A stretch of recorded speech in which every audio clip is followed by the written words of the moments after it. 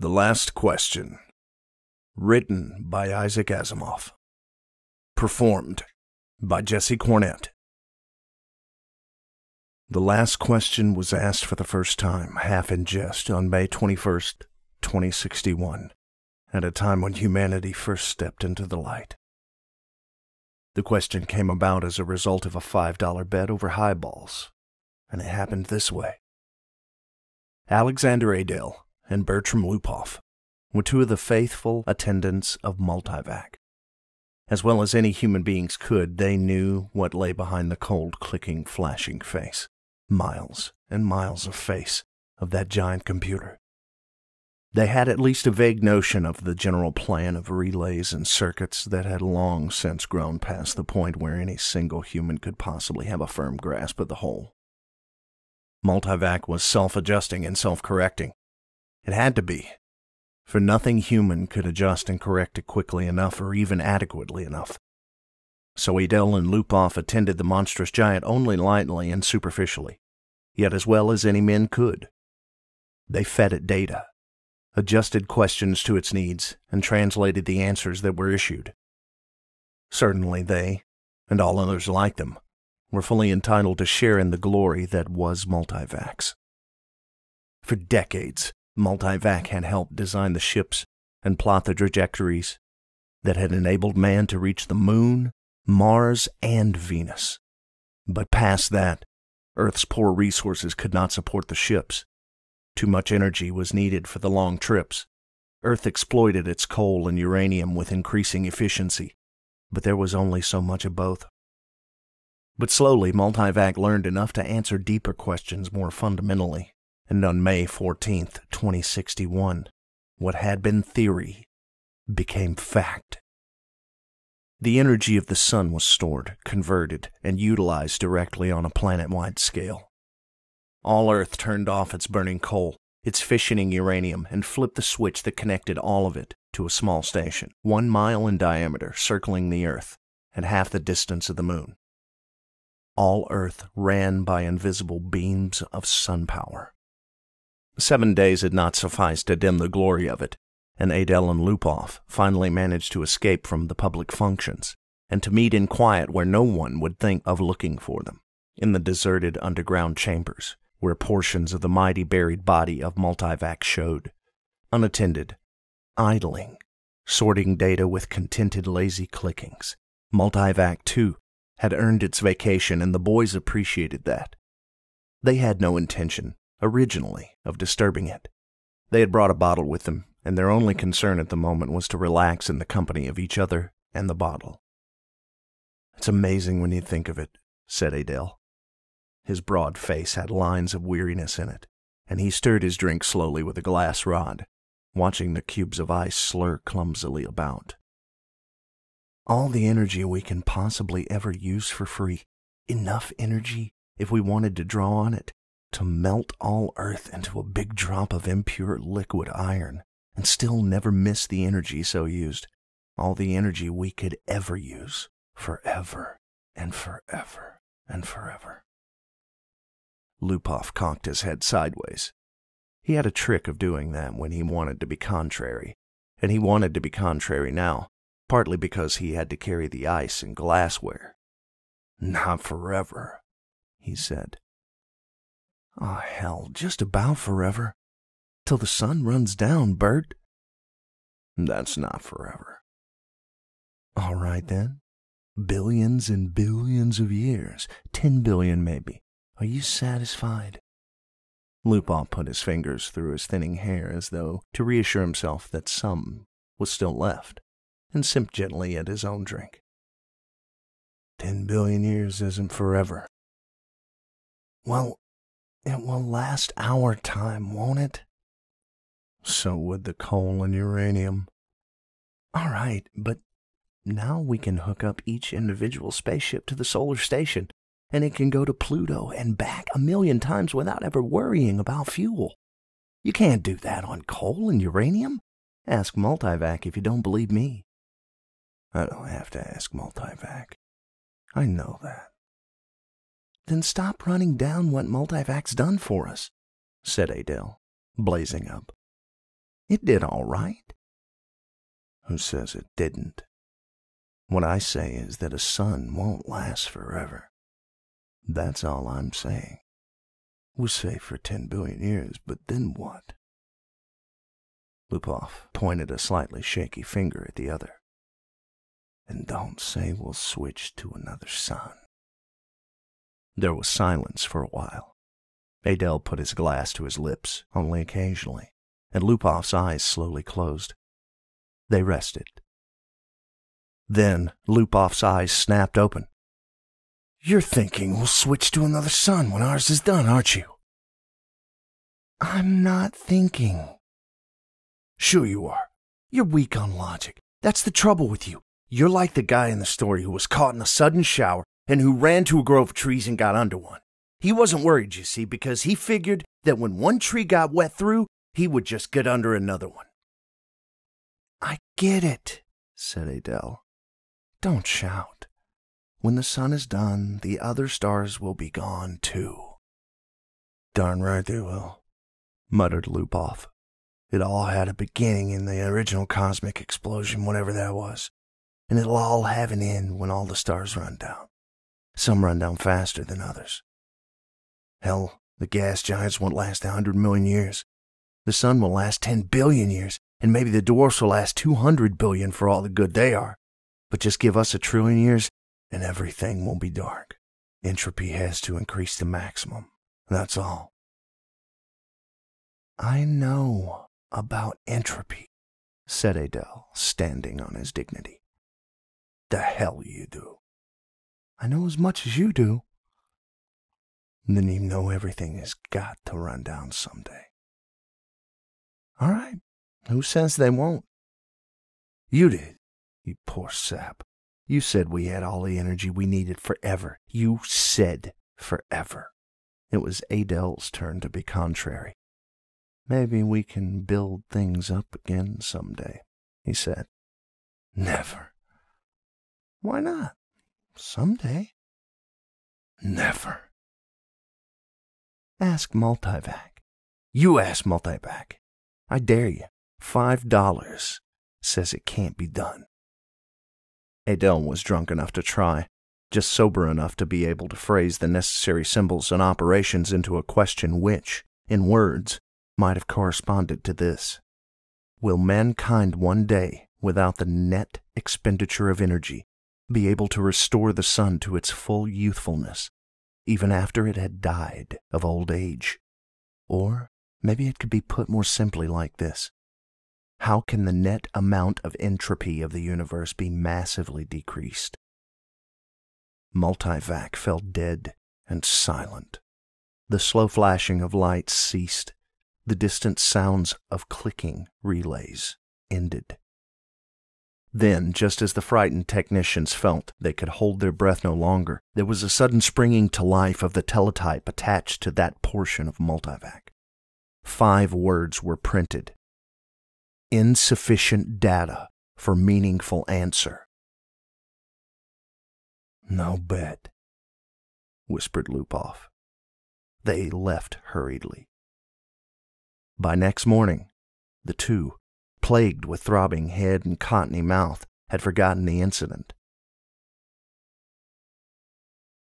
Jared, Jaredine, and Jaredette 1 and 2 watched the starry picture in the visiplate change as the passage through hyperspace was completed in its non-time-lapse.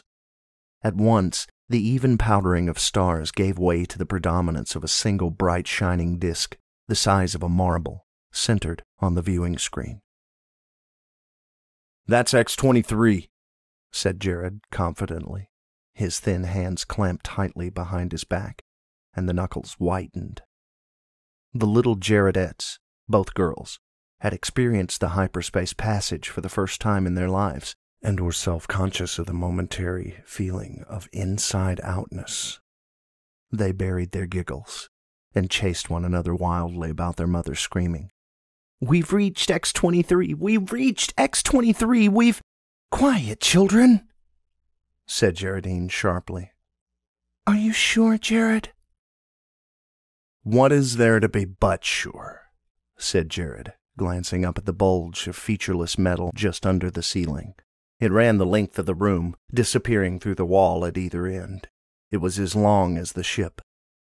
Jared scarcely knew a thing about the thick rod of metal except that it was called a microvac, that one asked it questions if one wished, that if one did not, it still had its task of guiding the ship to a pre-ordered destination, of feeding on energies from the various subgalactic power stations, of computing the equations for the hyperspatial jumps. Jared and his family had only to wait and live in the comfortable residence quarters of the ship. Someone had once told Jared that the AC at the end of microvac stood for automatic computer in ancient English, but he was on the edge of forgetting even that. Geraldine's eyes were moist as she watched the visiplate. I can't help it. I feel funny about leaving Earth. Why, for Pete's sake?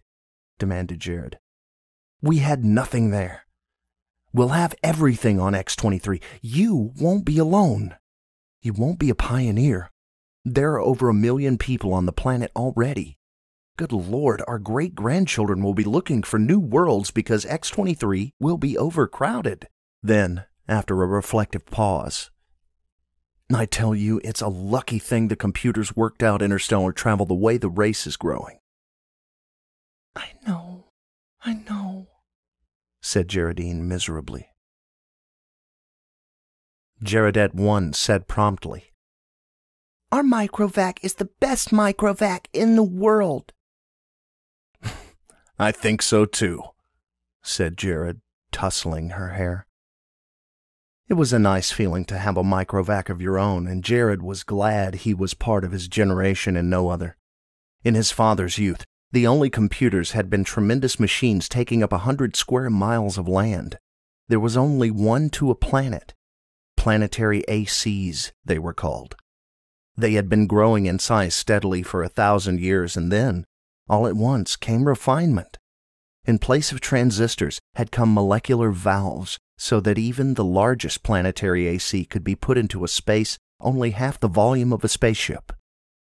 Jared felt uplifted, as he always did when he thought that his own personal microvac was many times more complicated than the ancient and primitive multivac that had first tamed the sun, and almost as complicated as Earth's planetary AC, the largest, that had first solved the problem of hyperspatial travel and had made trips to the stars possible. So many stars. So many planets, sighed Geraldine, busy with her own thoughts. I suppose families will be going out to new planets forever, the way we are now. Not forever, said Jared with a smile. It will all stop someday, but not for billions of years, many billions. Even the stars run down, you know. Entropy must increase. What's entropy, Daddy? Shrilled Jaredet 2. Entropy, little sweet, is just a word which means the amount of running down of the universe. Everything runs down, you know, like your little walkie-talkie robot, remember? Can't you just put in a new power unit like with my robot? The stars are the power units, dear. Once they're gone, there are no more power units. Jaredet 1 at once set up a howl. Don't let them, Daddy! Don't let the stars run down! Now look what you've done, whispered Geraldine, exasperated. How was I to know it would frighten them? Jared whispered back. Ask the microvac, wailed Jaredet 1. Ask him how to turn the stars on again. Go ahead, said Geraldine. It will quiet them down. Jaredet 2 was beginning to cry also. Jared shrugged. Now, honeys, I'll ask the microvac. Don't worry, he'll tell us. He asked the microvac, adding quickly, print the answer. Jared cupped the strip of thin cellufilm and said cheerfully, See now, the microvac says it will take care of everything when the time comes, so don't worry. Geraldine said. And now, children, it's time for bed. We'll be in our new home soon. Jared read the words on the cellufilm again before destroying it. Insufficient data for a meaningful answer. He shrugged and looked at the visiplate. X-23 was just ahead. VJ-23X of Lameth stared into the black depths of the three-dimensional small-scale map of the galaxy and said, "Are we ridiculous, I wonder, in being so concerned about the matter?" MQ-17J of Nikron shook his head. I think not. You know the galaxy will be filled in 5 years at the present rate of expansion. Both seemed in their early 20s. Both were tall and perfectly formed. "Still," said VJ-23X, "I hesitate to submit a pessimistic report to the Galactic Council." I wouldn't consider any other kind of report. Stir them up a bit. We've got to stir them up. VJ-23X sighed. Space is infinite. 100 billion galaxies are there for the taking. More. 100 billion is not infinite, and it's getting less infinite all the time. Consider, 20,000 years ago, mankind first solved the problem of utilizing stellar energy, and a few centuries later, interstellar travel became possible. It took mankind 1,000,000 years to fill one small world, and then only 15,000 to fill the rest of the galaxy. Now, the population doubles every 10 years. VJ-23X interrupted. "We can thank immortality for that." Very well. Immortality exists, and we have to take it into account. I admit it has its seamy side, this immortality. The galactic AC has solved many problems for us. But in solving the problems of preventing old age and death, it has undone all its other solutions. Yet, you wouldn't want to abandon life, I suppose. Not at all, snapped MQ-17J, softening it at once to, "Not yet. I'm by no means old enough. How old are you?" 223. And you? I'm still under 200. But to get back to my point, population doubles every 10 years. Once this galaxy is filled, we'll have filled another in 10 years. Another 10 years, and we'll have filled 2 more. Another decade, 4 more. In 100 years, we'll have filled 1,000 galaxies. In 1,000 years, 1,000,000 galaxies. In 10,000 years, the entire known universe. Then what? VJ-23X said. As a side issue, there's a problem of transportation. I wonder how many sun power units it will take to move galaxies of individuals from one galaxy to the next. A very good point. Already, mankind consumes 2 sun power units per year. Most of it's wasted. After all, our own galaxy alone pours out 1,000 sun power units a year, and we only use 2 of those. Granted, but even with 100% efficiency, we only stave off the end. Our energy requirements are going up in a geometric progression even faster than our population. We'll run out of energy even sooner than we run out of galaxies. A good point. A very good point. We'll just have to build new stars out of interstellar gas. Or out of dissipated heat? Asked MQ-17J sarcastically. There may be some way to reverse entropy. We ought to ask Galactic AC. VJ-23X was not really serious, but MQ-17J pulled out his AC contact from his pocket and placed it on the table before him. I've half a mind to, he said. It's something the human race will have to face someday. He stared somberly at his small AC contact. It was only 2 inches cubed, and nothing in itself, but it was connected through hyperspace with the great galactic AC that served all mankind. Hyperspace considered, it was an integral part of the galactic AC. MQ-17J paused to wonder if someday in his immortal life he would get to see the galactic AC.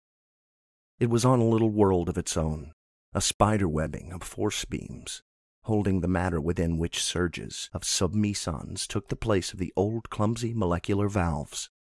Yet, despite its subetheric workings, the galactic AC was known to be a full 1,000 feet across.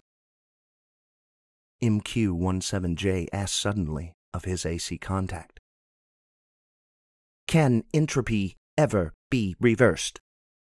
VJ-23X looked startled and said at once, "Oh, say, I didn't really mean to have you ask that." Why not? We both know entropy can't be reversed. You can't turn smoke and ash back into a tree. Do you have trees on your world? Asked MQ-17J. The sound of the galactic AC startled them into silence. Its voice came thin and beautiful out of the small AC contact on the desk. It said, There is insufficient data for a meaningful answer. VJ-23X said, See. The 2 men thereupon returned to the question of the report they were to make to the Galactic Council.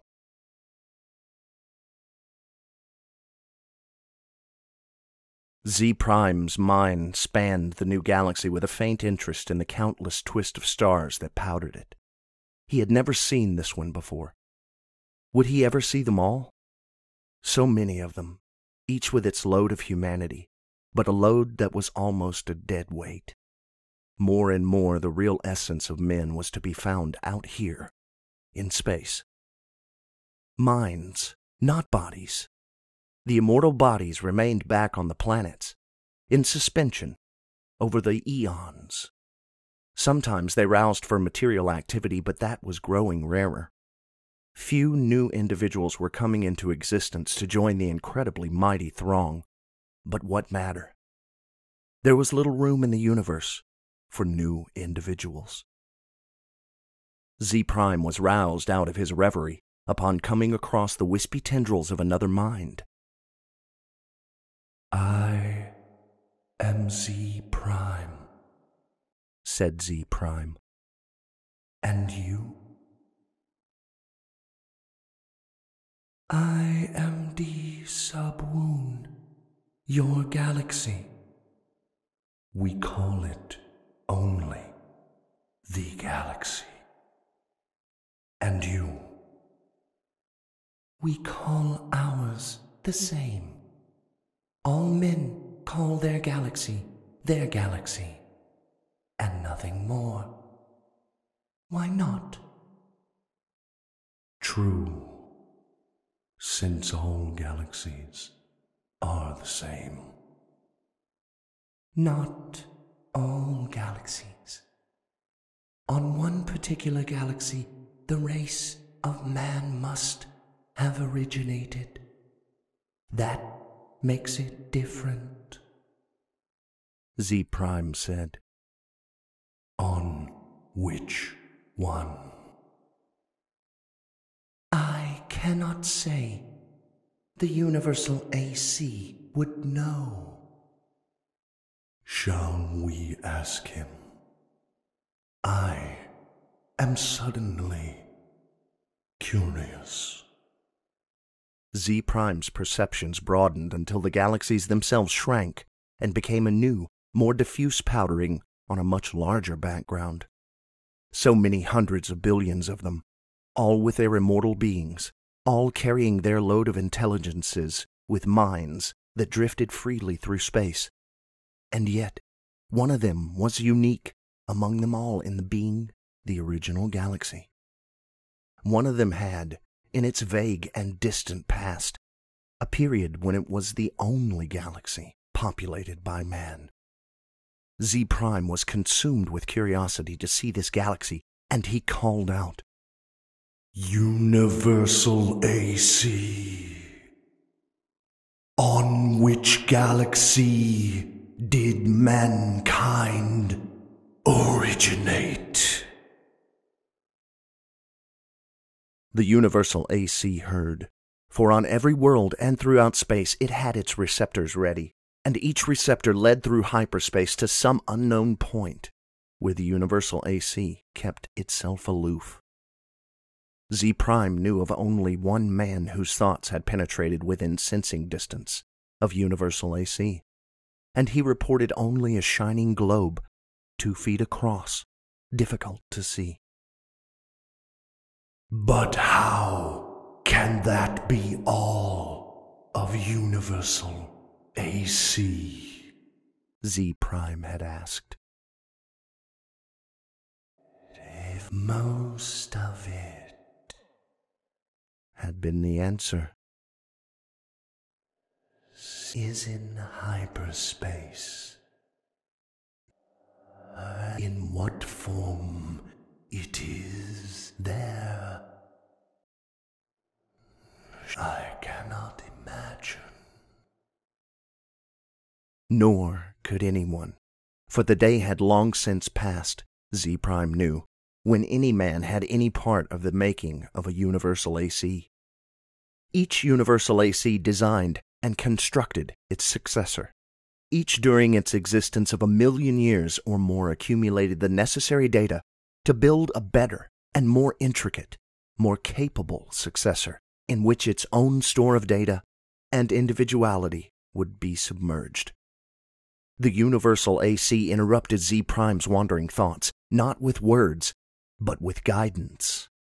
Z Prime's mentality was guided into the dim sea of galaxies, and one in particular enlarged into stars. A thought came, infinitely distant, but infinitely clear.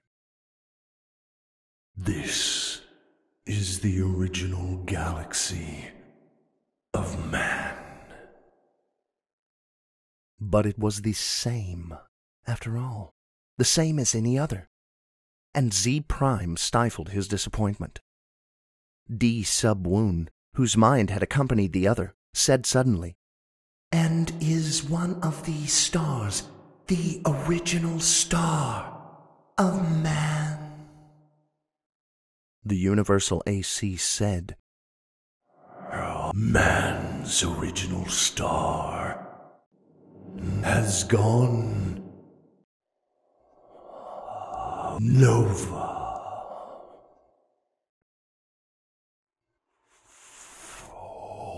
It is a white dwarf." "Did the men upon it die?" asked Z Prime, startled and without thinking. The Universal AC said,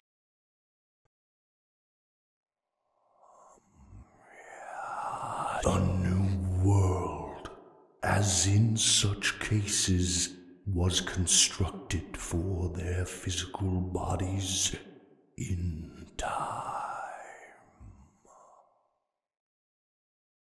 "Yes, of course," said Z Prime, but a sense of loss overwhelmed him even so. His mind released its hold on the original galaxy of man, let it spring back and lose itself among the blurred pinpoints. He never wanted to see it again.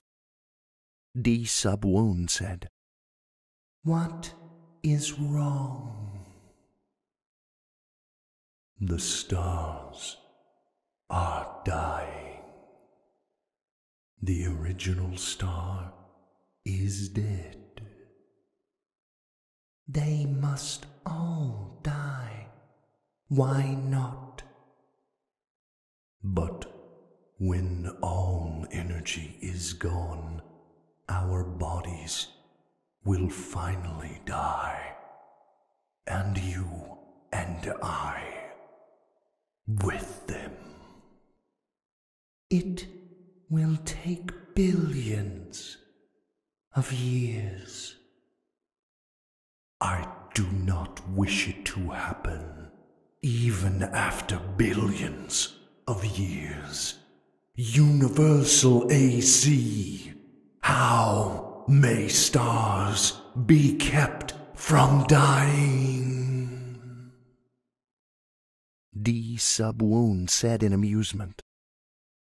You're asking how entropy might be reversed in direction. And the Universal AC answered. There is as yet insufficient data for a meaningful answer.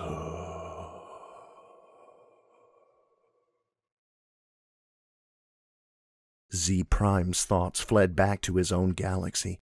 He gave no further thought to D. Sub-Woon, whose body might be waiting on a galaxy 1 trillion light-years away, or on the star next to Z Prime's own.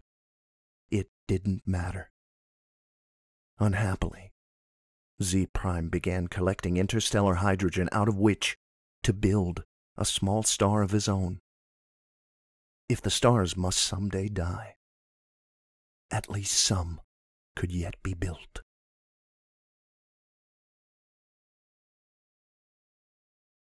Man considered with himself, for, in a way, man mentally was one.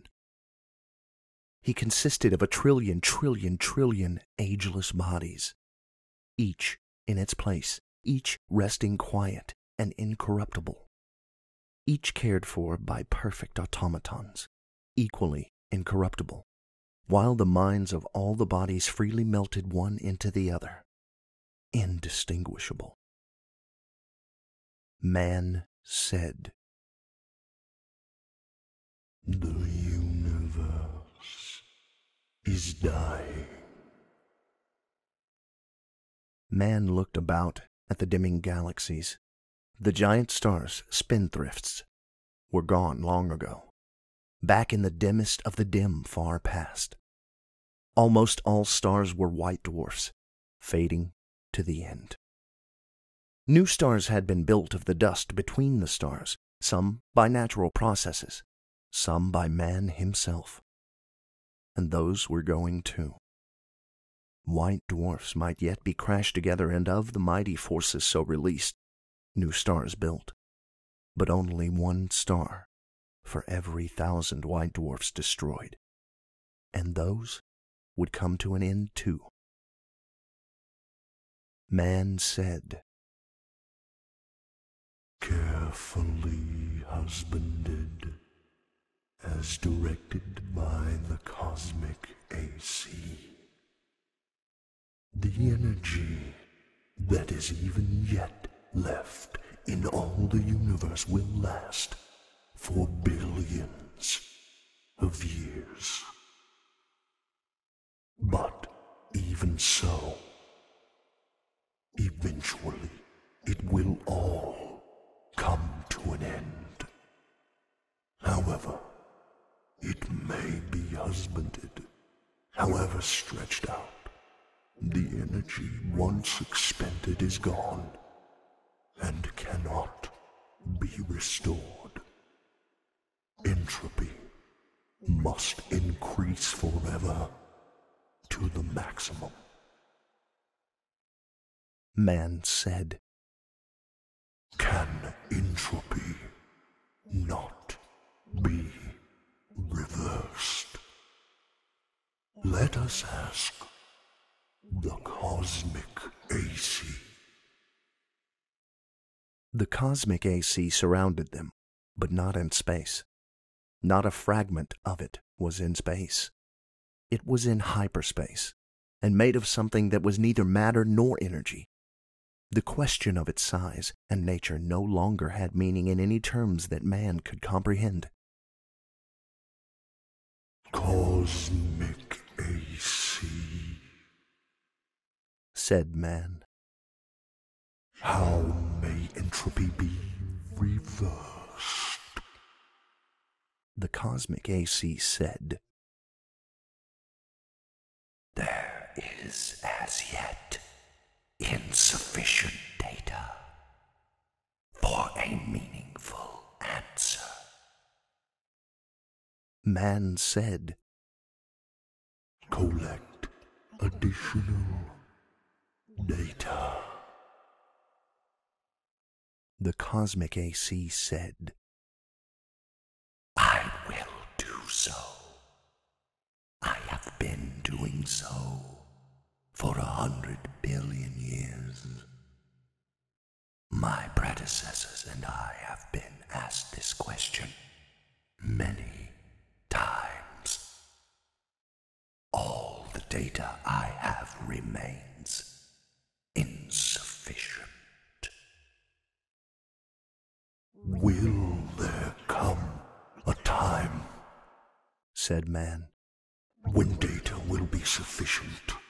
Or is the problem insoluble in all conceivable circumstances? the cosmic AC said, No problem is insoluble in all conceivable circumstances. Man said, When will you have enough data to answer the question? the cosmic AC said, There is as yet insufficient data for a meaningful answer. Will you keep working on it? asked man.